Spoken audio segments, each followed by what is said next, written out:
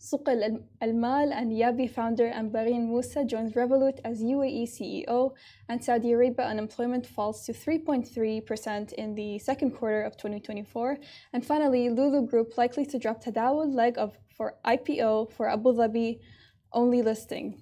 Okay, that was a mouthful. That's a lot of stories. Yes, yeah, a very big story in the business world. MGX, which is Abu Dhabi, is an Abu Dhabi-based AI investment firm. Yeah, so they have contributed to OpenAI and they have raised $6.6 billion, which makes the startup valued, and it is a startup, and it's valued at $157 billion in a record-breaking VC round. Yeah, it's the biggest single VC round of $6.6 billion that the world has ever seen for any startup ever. So makes sense that it's OpenAI. And OpenAI, and yes, obviously their product ChatGPT was like the start of generative AI. Before that, we had a lot of small ideas. We used to use copy edit, and there's a lot of things that were there. But generative AI-wise, ChatGPT set the trend that this is how the future will look like, with pictures, with text, with everything. And right now they have 10 million paid users. It's not just a small startup now. They have 10 million paid users, apart from the free users that they have, a total of 150 million nearly, or 250 million. So most of the investments came from Thrive, and they invested around $1.3 billion. And also they had the exclusive option to invest up to $1 billion at the same valuation through the next year. Yes. And so Microsoft, NVIDIA, SoftBank, Khosla Ventures, Altimeter Capital, Fidelity, and finally Abu Dhabi's MGX, which is our main interest, also participated in the fundraising. Yeah, there were reports before, like 1-2 weeks ago, that MGX is going to participate, but there was no confirmation from them or their main funders, main supporters of Mubadala or G42. There was no confirmation. But finally, when this happened last night, actually in the US it was a normal day, but in the UAE and in the Middle East it was late evening. So the round closed. MGX was named as one of the investors which contributed to the $6.6 billion investment. Again, this new valuation of $157 billion makes OpenAI the third biggest startup with the most money. The first on the top is ByteDance, which are the owners of TikTok. TikTok is very big. After that, it's SpaceX, Elon Musk's Space Ventures firm. And then there's OpenAI. So they're not the biggest company in terms of evaluation. They're on the third number. But the round that declared was $6.6 billion, the biggest in the history of startups ever in VC funding. So this very big news. Yeah. So apparently this funding is pretty crucial for how OpenAI functions, because ChatGPT alone is said to have cost $700,000 per day to operate. So whenever you're using ChatGPT, just think of the amount of money that goes into for that to work for you, for the AI system to work. Somewhere like 1 or 2 weeks ago, it wasn't like a clear report, but it said that according to some estimates, generating nearly 100 words from ChatGPT takes like 100 glasses of water, because the servers that are there, the data centers, they all need cooling down. So it nearly costs 100 glasses of water to create 100 words. That's a lot. Yeah, but data centers need cooling because they're constantly working 24/7, 365 days. Like us journalists, they're also working throughout the time, and they need to be cooled down. So next time you're talking to ChatGPT just for fun, think about it that you're wasting a lot of water. But that's one side of the story. ChatGPT itself has 250 million users, as I was talking about, 10 million paying subscribers. The going rate right now is that you can use ChatGPT Plus and all the services that come with it for $20 per month right now. That's the rate at which they're working.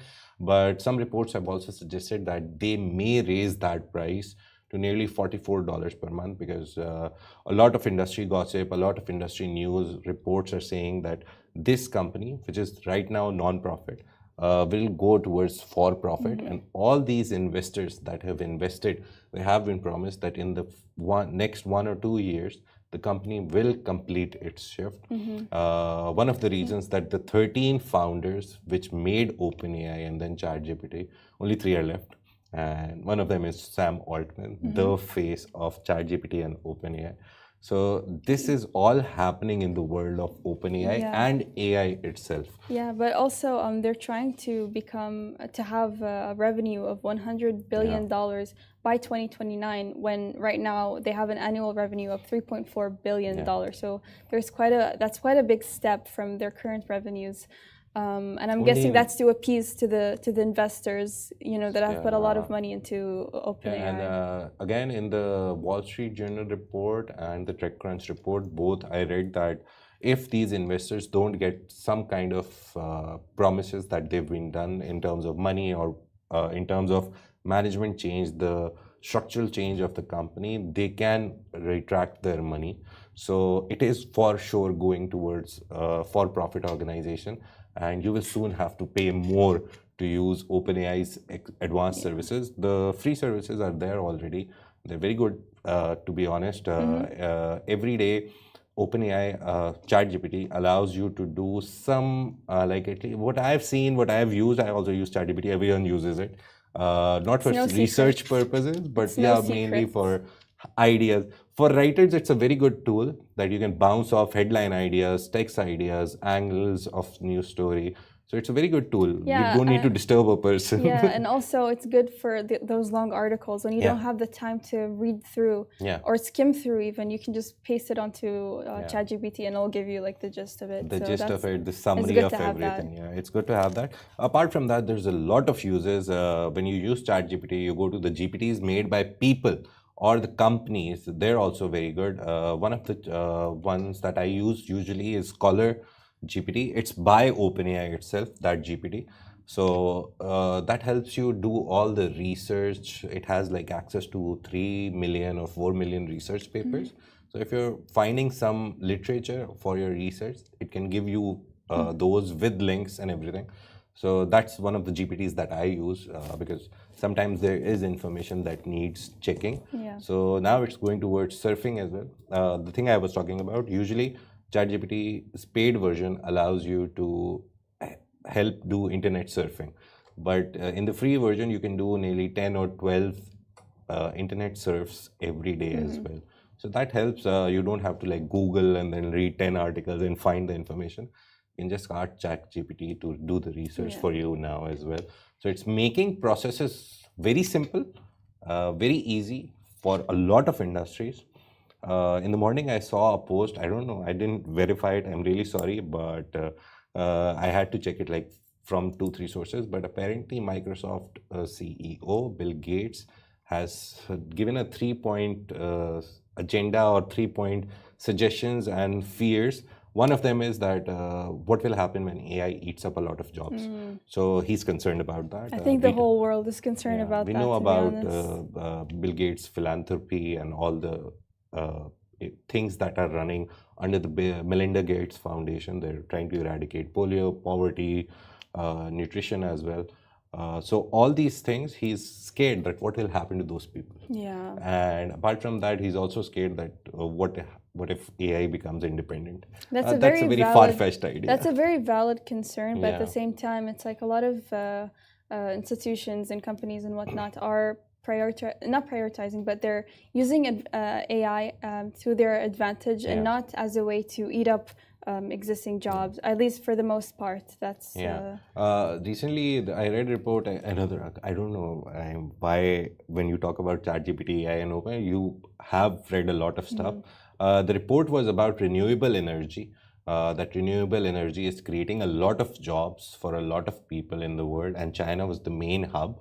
But in that report, there was a mention of AI as well, that a lot of renewable energy projects are now using AI to streamline the processes, streamline the structures, management, this and that. In that report, it also said that people with AI knowledge or AI skills get a better chance at getting renewable energy jobs now. So yeah, that was just like a small part that I was like, okay, this is there also. So it is creating jobs as well. It's not just taking the jobs, it's creating jobs. And I guess now people have more time to focus on their creativity, I guess, because usually when I used to write back in the days when there was no chat GPT, if I was writing a thesis of 20,000 words, I had to like sit down and type it out, literally type it out, every word, source it, this and that. Now with that, a lot of my time is saved. If I want to write 20,000 words now, if I use ChatGPT properly in a correct way, it will take me hardly 2 or 3 hours. That time it took me like nearly a month to like verify and then cite and everything. Now it can write in AP style, Chicago style, any style you want. That's crazy. So yeah, OpenAI has done the biggest VC funding round in the history of startups. So we spent 11 minutes on the first story. So let's. It's a big story. It deserves the attention. Yeah, that's true. But let's talk about MGX before we move on to the other stories. We'll have a smaller discussion on them. MGX is basically backed by G42, and it is also backed by Mubadala. It was created last year as an investment arm to invest in AI projects. So MGX itself is an AI created, an entity which was created for AI investment. And so its focus is AI. And the head of MGX is Sheikh Tadawul. He is also the head of G42. He was recently named in Times 100 list for most influential people in artificial intelligence. So this move needs to be discussed as well, that UAE is investing in AI. Saudi is also investing in AI. So this move by MGX is a very big move from the UAE, directly putting money into one of the biggest AI startups in the world. Exactly. Let's move on to our second story of the day. So Souqalmal and Yabi founder Ambareen Musa, or Ambareen Musa, I think that's how you say it, joined Revolut as UAE CEO. So Ambareen is the founder of Souqalmal and Yabi. Yabi is sort of like a education platform. Yeah, it's more business to business. And actually, their most notable clients are Majid Al Futtaim, Kareem, Shalhoub, and Al Ghurair. So pretty big businesses. And so, she has just been appointed as Revolut's UAE CEO, and she'll obviously oversee the UAE operations. And she announced this on LinkedIn. And so it's a very significant career move by her after over a decade of shaping the financial landscape of the MENA region. And so, she founded Souqalmal in 2012 and later launched Yabi, and she's been named as one of the top 50 most influential women in the Arab world. And she's also received numerous awards, including the Woman Entrepreneur of the Year. So pretty big awards. And her appointment coincides with Revolut's growing presence in the UAE. And the company has applied for an electronic money institution license from the Central Bank of the UAE.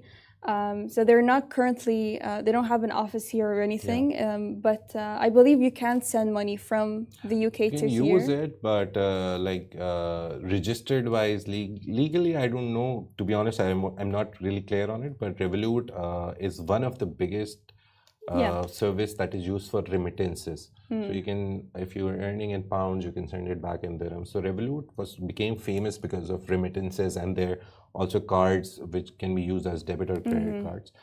They recently got a banking license to be considered as a proper, complete bank in the UK, and they were valued at $45 billion.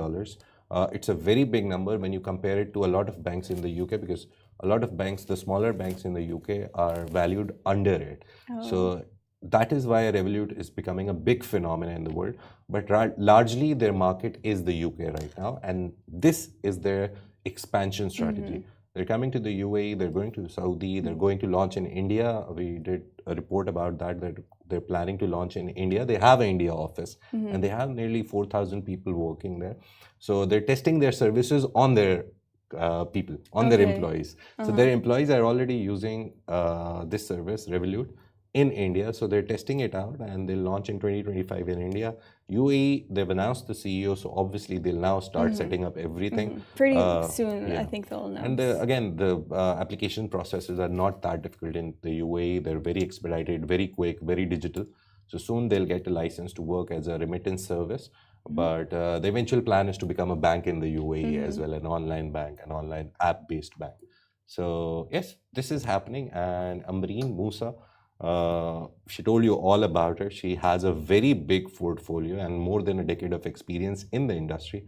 So she understands the consumer behavior. Yes, exactly. Yeah. So hiring her is a very big move by Revolut. It shows that they're not resting on their laurels of 45 billion. They want to become bigger. And they've hired Ambareen Musa just for that reason. Let's see how it pans out in the future. Yeah.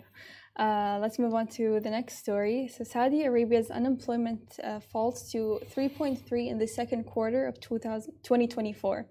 Their total unemployment fell and with a 0.8 percentage drop year on year, according to the latest report from the Saudi General Authority for Statistics. And then for Saudi citizens, the number dropped to 7.1%, while for expats, it decreased to 1.1%. So the idea is that they're trying to give more employment to Saudis. The Saudization process, which we call nationalization as well, they're focusing on it to give more jobs to Saudi nationals. And not give them just jobs, give them good, high-paying, quality jobs. So this decrease shows that whatever they're doing is working. That's the first thing. Apart from that, the non-expat population, and we already know that UAE, Saudi Arabia, they're the biggest markets for expats. Pakistanis love to come to these countries, earn and send money back.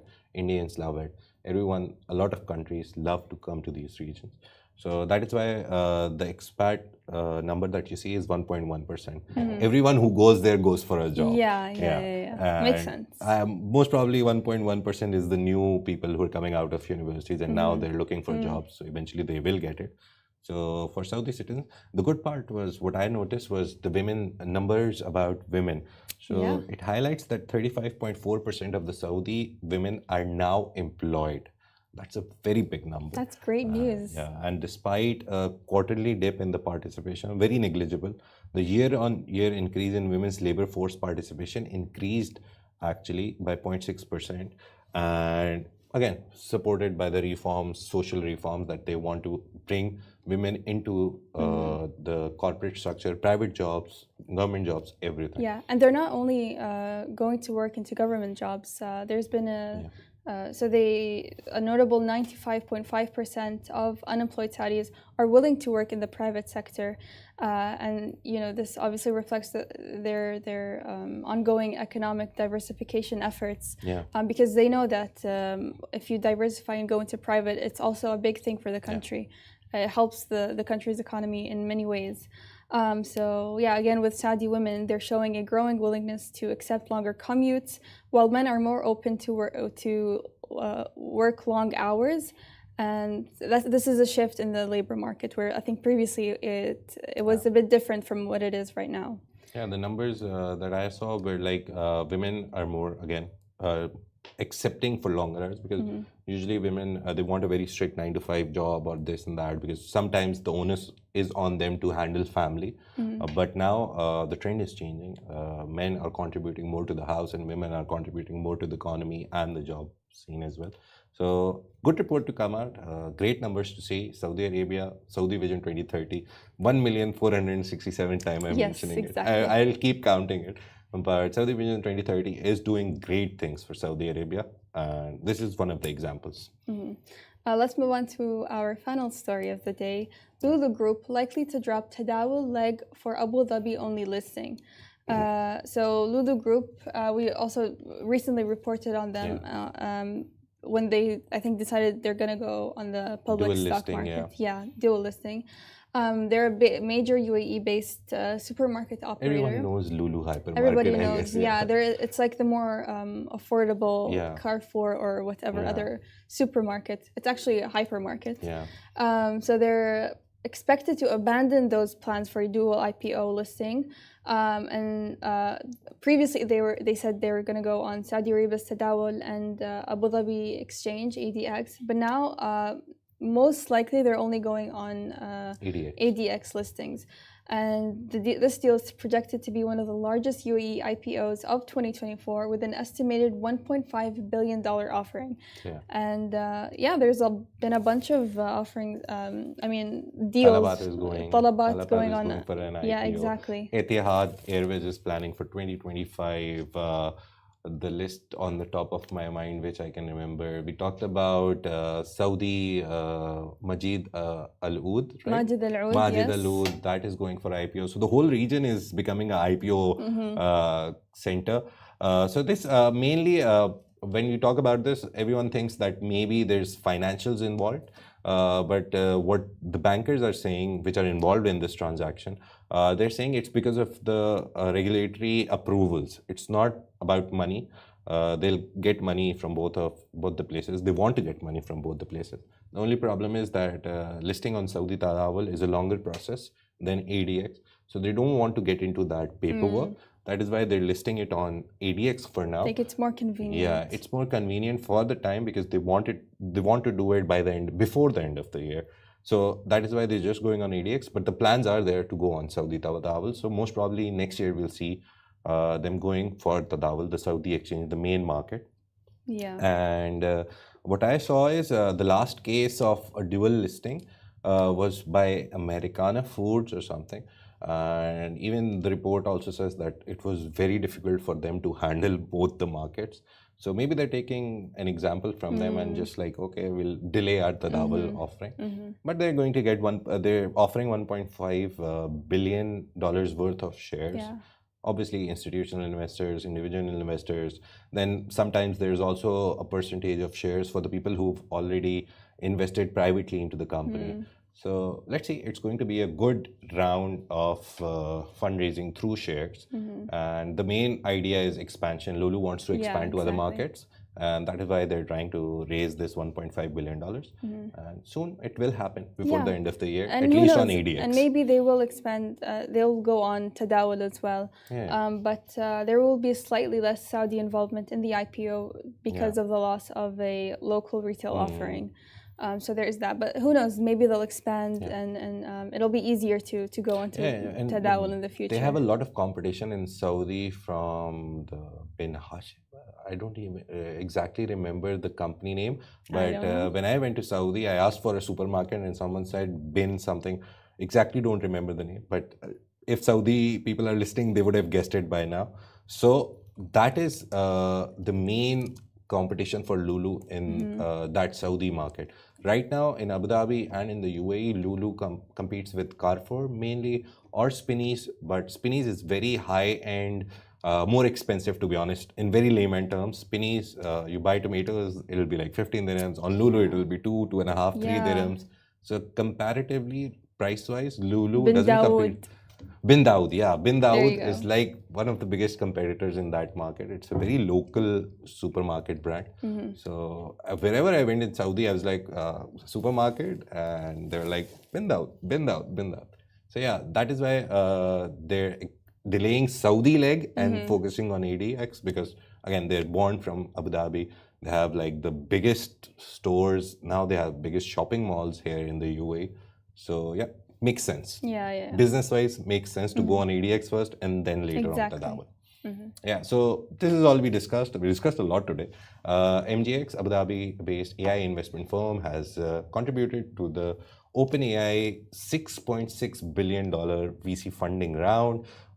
It's backed by G42 and Mubadala. Apart from that, Revolut, which is a $45 billion banking giant in the UK, they're expanding and they've applied for licenses in the UAE. And now, finally, they've taken the first big step and appointed a UAE CEO, Ambareen Musa, who comes with 10 years of experience. She's the founder of Souqalmal and Yabi. Yabi is a fintech type of education platform. Only 2 years old. It's not that old. But Souqalmal has been here for like 12 years now. And she exited Souqalmal actually in 2022. Apart from that, Saudi unemployment is falling. Things are getting better for employment opportunities in the kingdom. And lastly, Lulu Group will only list on Abu Dhabi exchange, that is ADX, by the end of this year. And they're postponing their Post-morning IPO is the keyword. to Saudi Arabia. Most probably they'll do it in the first or second quarter of 2025. Yeah. So if you missed the first half of the show, or if you want to rewatch any of the other episodes, you can always find us on all these streaming platforms like Anghami, Apple Podcasts, and Spotify. You can also find us on all social media sites like TikTok, Instagram, X, Facebook, and YouTube. Thank you for joining us on the Smashi Business Show. Sorry to cut me off right as I was saying the intro. her Go off, ahead. but we have a guest tomorrow. We do have a guest tomorrow, yes. So make sure to tune in for that, actually. It's a very interesting tomorrow business. Tomorrow is Hind's last show It's as my well. last show She's as well. ending her internship with us. Yes. We want her to stay, but she doesn't want to. Like, she has plans. Good. We hope her the best, but tomorrow is going to be her last show. And apart from that, we'll have a guest also. Yes. So do catch us tomorrow. So thank you for joining us on the Smashi Business Show, a Smashi Business production part of the Augustus Media Podcast Network. We'll see you tomorrow.